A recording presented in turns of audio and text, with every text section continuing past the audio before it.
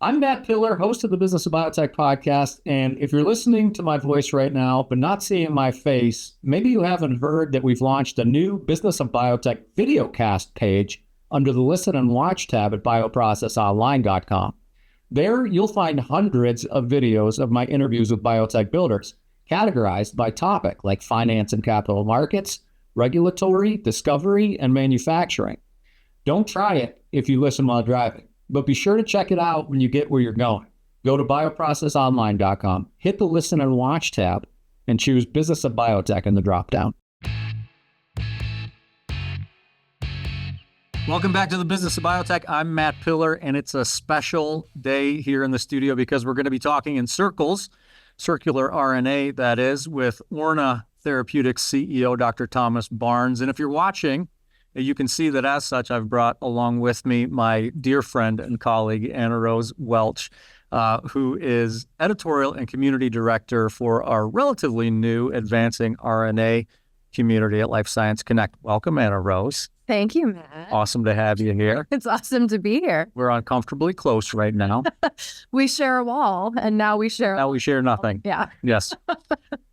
Collectively, Dr. Barnes and Anna Rose have likely forgotten much more about RNA than I ever knew or ever will know. So you're in good hands today if you're into RNA. For its part, Orna, that is developing circular RNA therapeutics delivered via lipid nanoparticles to treat indications including B-cell lymphomas and DMD, in addition to some discovery stage vaccine and other therapeutic programs.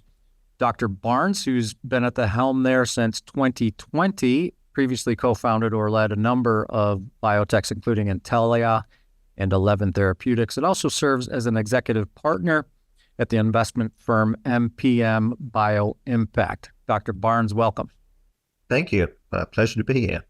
It's our pleasure to have you. And I want to start out by getting to know you a little bit before we kind of dig into the company and where you guys are going with your therapeutics. Your academic experience in genomics stands for itself. You've got a Cambridge PhD, a Harvard postdoc, a McGill fellowship. Rewind the clock quite a bit and tell us why and I guess when and why you decided to take that academic experience into industry. Well, the story actually begins when I finished my undergraduate. So my undergraduate in the University of Sydney was majoring in genetics with a minor in biochemistry. And that was cool.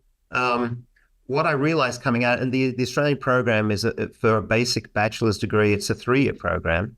And the 4th year is optional, which you spend in the lab if you want to do that extra thing. So I was very interested in doing that. But in coming out of that, I was pretty sure I didn't want to be an academic. That point in time represented the end of all the forward momentum from high school, and you go into university, and it's all on a track, and then it's like, now what? Yes, so I could go do a PhD at that point, but that I wasn't sure that that's what I wanted to do, and that was the direction I wanted to go in academia. So I actually took a year off doing a variety of odd jobs, in fact, ranging from working in a department store to being a taxi driver. And in the end, there was a biotech company that was starting in Sydney, Australia, just like they have in America. This was a long time ago. Yeah. And so it was in the early days. So this is in the early 80s. And so I thought, well, that could be interesting. Let's try that. So I got a job there. And very shortly after joining that, I was like, oh, yes, this I understand. This I get. I love this. I don't like academia. And what is the this that I was liking? The this is the teamwork, the fact that everybody across the whole company is pulling together at the same direction, and that the pace at which things move are not limited by your own, clumsy fingers, but that ultimately it's everybody's hands working together that pulls things forward at an incredible pace. So it's much more stimulating, and there's a much stronger sense of camaraderie across the whole organization, whereas in academic labs, you have these fiefdoms, my lab, get your stuff off my freezer shelf kind of mentality. And so that sort of team sport aspect of science was instantly appealing. So I was there actually for 4 years. What was your role there? That initial first blush with industry. What was the role when you started? Well, I was a research assistant, and I got promoted to a senior research assistant at one point. But it was back in the cloning days where you would clone a gene, and that was exciting, and that would be a big paper, it would be a big event. So that's what we were doing, cloning and expressing proteins in E. coli. Hmm. That's what the world was doing back then. Yeah. So at one point I thought, all right, maybe I want to do more than this. What would that be? I considered various. I'm doing this sort of career thing here. I don't have to be going on quite so much about it, but I think that's maybe it. Please do. Yeah, it's good. It's good. I mean, it's a frame of reference. We'll fast forward if we need to. Okay. So I thought, well, maybe I should go do patent law, because there are very few people who had a science and patent law background.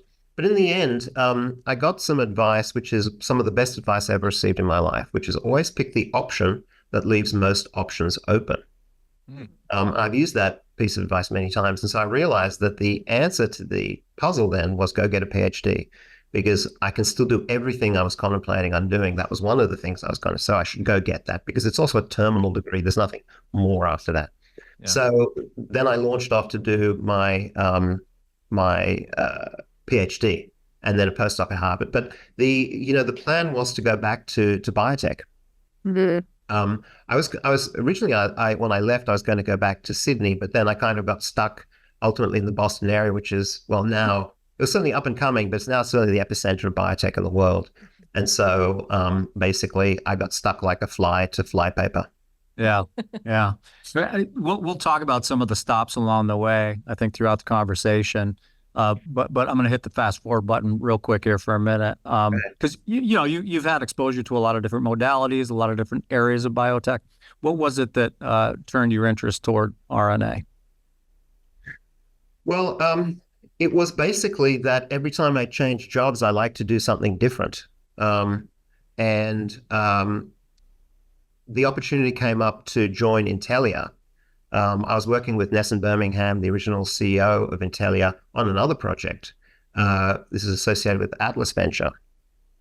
When the possibility of getting Intellia going came up, and that was just a very appealing, editing was very new, it was very cool. And so still is. It still is. I would say it was so cool, it was white hot back then. So I had the opportunity to join as CSO, which I did. But interestingly, everyone in that space was thinking about doing cell therapy, ex vivo manipulated cells, because that was technologically tractable, or doing some sort of viral delivery editing. And so you had CRISPR Therapeutics that picked the first one, and Editas was an exemplar of the second one. Now, we certainly had, at Intellia, we had an alliance with Novartis on the cell therapy, but we also were trying something a bit kooky, which is to try and do RNA delivery through a lipid nanoparticle, where the editor was encoded in a messenger RNA. The guide RNA was also in the mix, and they would all get sorted out once they got into a cell. One would get expressed, the protein would find the short RNA, the two of them would then trundle off to the nucleus, cut some DNA and do some damage, literally. And so that seemed science fiction-y, but we thought we'd give it a shot. And again, now I'll press fast forward. We got it to work some years later. And I think ultimately when the first clinical results came out in the summer of 21, it was international front page news, editing in vivo for the first time. And we were the ones who showed that such a thing is possible. Now, of course, everybody thinks, well, of course you want to do editing that way. All the other ways are so fiddly. But before we started, it was science fiction. Yeah. So I wasn't drawn to RNA so much as I fell into it. Yeah. I'm curious about that, like the science fiction, white hot, cutting edge, brand new kind of attraction. What is it about Tom Barnes that makes him not like? What's the opposite of averse? Like embrace. What is it about you that makes you drawn to? Yeah, drawn to. Like how it takes a special person to embrace something that is so, more dramatic than nascent, right? Mm-hmm. And make a career of it. I mean, you could. Yeah, well, I guess my point is you could have risky business. Sure, like you could have done a bang up job in antibodies, for instance. But no, you chose to go do some cutting edge gene editing and get into the RNA space. What is it about your makeup that makes you embrace that? Well, I'm a risk tolerant person, firstly, and I understand biotech. In other words, I don't, in my mind, require each attempt to be. It doesn't have to be a home run. I understand that, we'll give this a go, and if not, if what I call a noble failure, ultimately, then that you can pick up and do something else. At least that's my approach. So that's one reason why I'm risk tolerant to that. But the other thing is, I'm very curious. I'm interested in a lot of things. And so I think it's a bit of my makeup too. Maybe I'm a sort of a science hipster. I kind of go off the mainstream, and I like going counterculturally, cross current or something. I don't know.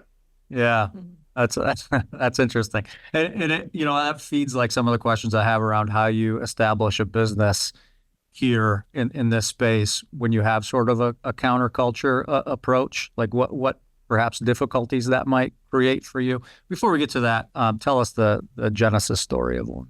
By the way, Anna Rose, it's really nice to have you here because when I can't think of a word, Anna Rose is I'll be your thesaurus. She's a trained poet. She's very wordy. Yeah. You're like a living. Sometimes wordy is not great though.